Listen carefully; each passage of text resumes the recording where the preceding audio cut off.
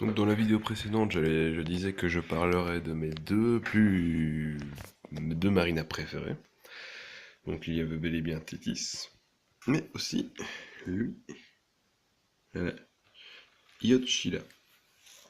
Et on dit bien Sheila, pas Scylla ou Scylla, on dit Sheila. SC en grec et en latin ça donne ch. Voilà, voilà, c'est un peu de culture juste pour être sûr que tout le monde le prononce correctement. Donc c'est bel et bien Sheila. Voilà. Donc, je vais vous montrer d'abord la boîte. Oui, oui, ça c'est le prix auquel je l'ai payé, donc 50 euros, il y a un mois. Alors que faut dire que la figurine elle est sortie il y a longtemps et maintenant elle est à plus ou moins 90 euros partout. En affaires évidemment. Moi je l'ai vraiment pas cher. D'ailleurs je l'ai eu en même temps que mon pack euh, Dragon et Cygne Noir que j'ai eu pour 100 euros. Donc voilà, c'était la journée des affaires. Ça a volé dans tous les sens. Ça, c'était bien, c'était bien.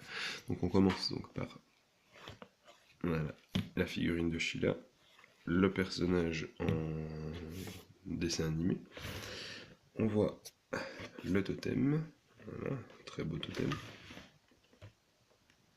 Et bon, pour une fois, le totem, voilà, le totem il ressemble.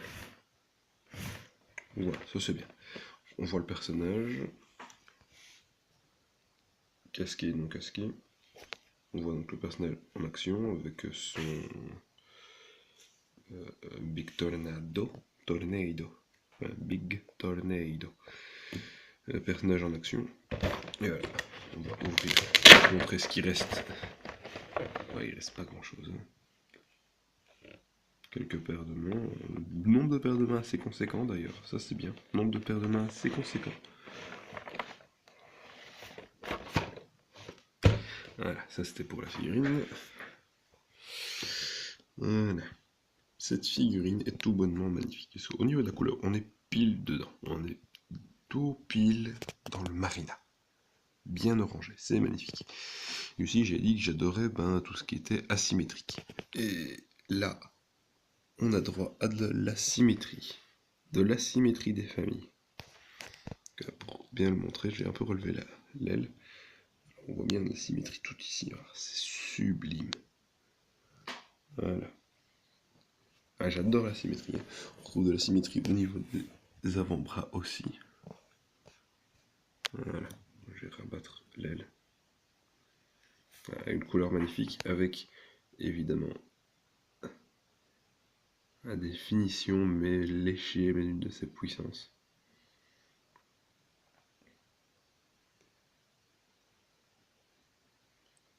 Voilà.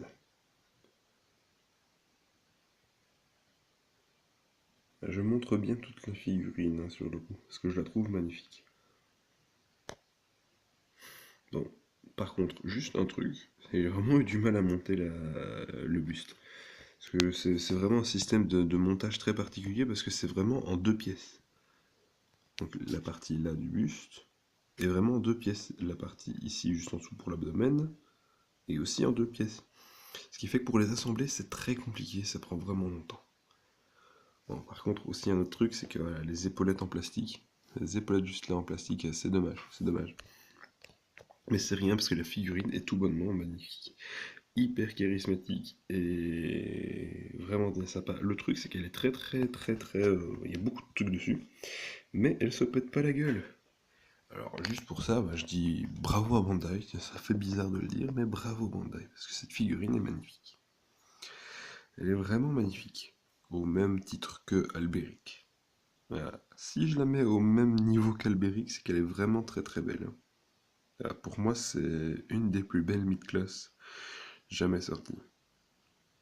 Bon, maintenant, il y en a que j'ai pas. J'ai pas encore, j'ai pas le pharaon. Je le trouve moche. Je le trouve super laid.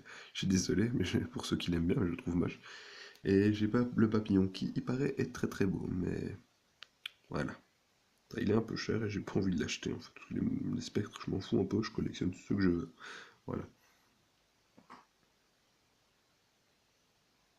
Ouais, je vais essayer de le mettre dedans, hein, mais normalement ça devrait aller, il est relativement stable. Ah, je sais, je me suis planté, il est pas stable du tout, j'en reviens. Ah, je tiens à préciser que ça n'arrive qu'avec du Bandai, hein, que ça se pète la gueule, mais bon. Bon, c'est vrai qu'au niveau de la rigidité, bon, c'est plus ou moins comme tous les Bandai. Maintenant, ça dépend vraiment des modèles, hein, je pense. Mais là, on a quand même droit D'ailleurs, j'ai toujours trouvé ça moche, ces cheveux longs comme ça. Je trouve ça pas beau. Pourquoi ils les ont mis? Enfin, je montre un peu de dos. Parce que de dos aussi, il est vraiment très très beau. Il est tout le temps très très beau en fait. Vraiment une super belle pièce de collection. Voilà, ce serait vraiment dommage pour un collectionneur de ne pas l'avoir. Même si elle devient chère. Elle devient chère. Maintenant, elle est dans les environs de 80 euros. Moi, j'ai eu de la chance de la trouver pas chère. Mais c'était vraiment beaucoup, beaucoup de chance. Parce que ça, on ne retrouve plus. Donc voilà.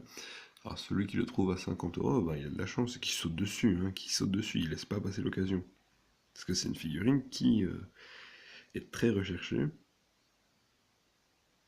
C'est la plus rare des marinas. C'est aussi la plus chère. Et une figurine qui est très, très belle. Figurine qui a de plus en plus de prix d'ailleurs. Voilà, ça commence à augmenter. Maintenant, il va y avoir la sortie EX. Je ne comprends pas pourquoi cette figurine est magnifique. Enfin, comme on dit, here comes the money. Voilà. Voilà. Une couleur vraiment, vraiment très, très, très, très proche de l'animé. On a enfin un beau Marina. Vraiment parfait. Aussi une des rares mid-class vraiment parfaites. Enfin, il y a quand même quelques défauts, là, surtout au niveau des bras, parce qu'il peut pas vraiment bien les refermer, mais bon. Voilà. C'est sur ça que je vais vous quitter, hein, voilà, sur ça. Voilà, comme ça. Voilà, ça c'est parfait. Voilà, on va se quitter là-dessus. Allez, ciao les mecs.